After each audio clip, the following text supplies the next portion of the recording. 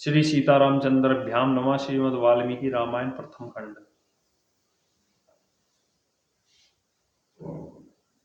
त्रिशिष्टम सर्ग। विश्वामित्र को ऋषि एवं महर्षि पद की प्राप्ति, मेनका द्वारा उनका तपोभंग तथा ब्रह्म ऋषि पद की प्राप्ति के लिए उनकी घोर तपस्या। श्री राम जब 1000 वर्ष पूरे हो गए तब उन्होंने व्रत की समाप्ति स्नान किया। स्नान कर लेने पर महामुनि विश्वामित्र के पास संपूर्ण देवता उन्हें तपस्या का फल देने की इच्छा से आए। उस समय महान तेजस्वी ब्रह्मा जी ने मधुर वाणी में कहा, मुने तुम्हारा कल्याण हो। अब अब तुम अपने द्वारा अपरिचित शुभ कर्मों के प्रभाव से ऋषि हो गए हो। उनसे ऐसा कहकर देवेश्वर ब्रह्मा जी पुण्य स्वर्ग को चले गए। इधर महान तेजस्वी विश्वामित्र पुण्य बड़ी भारी तपस्या में लग गए। नरश्रेष्ठ तदनंतर बहुत समय व्यतीत होने पर सुंदरी अप्सरा मेनका पुष्कर में आई और कहा स्नान की तैयारी करने लगी।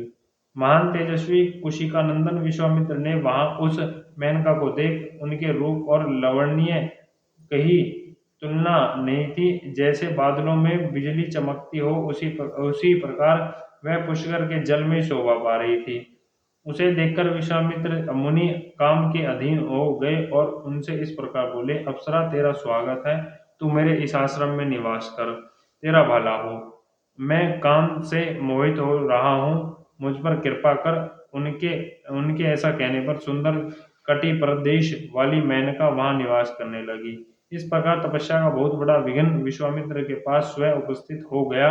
रघुनंदन मेनका को विश्वामित्र जी के उस सौम्य आश्रम पर रहते हुए 10 वर्ष बड़े बड़े सुख से बीते। इतना समय बीत जाने पर महामुनि विश्वामित्र लज्जित से हो गए, चिंता और शोक में डूब गए। रघुनंदन मुनि के मन में रोष पूर्वक वह विचार उत्पन्न हुआ कि यह सब देवताओं की करतूत है। उन्होंने हमारी तपस्या का अपहरण करने के लिए यह महान प्रयास किया है। मैं काम जनित मोहित से ऐसा आक्रांत हो गया हूँ कि मेरे 10 वर्ष एक दिन रात के समान बीत गए। यह मेरी तपस्या में बहुत बड़ा विघ्न उपस्थित हो गया है। ऐसा विचार करके मुनिवर विश्वामित्र लंबी सांस खींचते हुए पश्चाताप से दुखी हो गए। उस समय मेनका अप्सरा भयभीत हो थरथर कांपती हुई हाथ जोड़कर उनके सामने खड़ी हो गई। उनकी ओर देखकर कुशिका नंदन विश्वामित्र ने मधुर वचनों द्वारा उसे विदा कर दिया और स्वयं वे उत्तर पर्वत हिमावन पर चले गए। वहां उन महायशस्वी मुनि ने निश्चित तम बुद्धि का आश्रय ले कामदेव को जीतने के लिए कौशिकी तट पर जाकर दुर्जय तपस्या आरंभ की। श्री राम वह उत्तर पर्वत पर 1000 वर्ष तक घोर तपस्या में लगे और विश्वामित्र से देवताओं का बड़ा भय हुआ।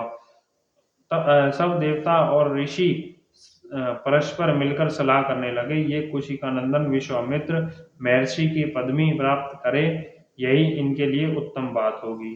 देवताओं की बात सुनकर स्वर्गलोक पितामह ब्रह्मा जी तपोधन विश्वामित्र के पास जा मधुर वाणी में बोले, महर्षि तुम्हारा स्वागत है। वत्स कौशिक, मैं तुम्हारी उग्र तपस्या से बहुत संतुष्ट हूँ और तुम्हें महत्ता एवं ऋषियों में श्रेष्ठता प्रदान करता हूँ।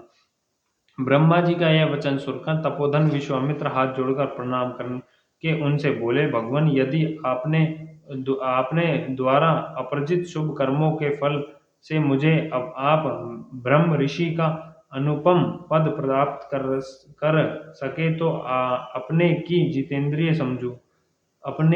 मैं अपने को जितेंद्रिय समझूं। वह ब्रह्मा जी ने उनसे कहा, मुनिश्रेष्ठ, अभी तुम जितेंद्रिय नहीं हुए हो, इसके लिए यतन करो। ऐसा कहकर वे स्वर्गलोक को चले गए। देवताओं के चले जाने पर महामुनि विश्वामित्र ने पुनः घोर तपस्या आरंभ की। वे दोनों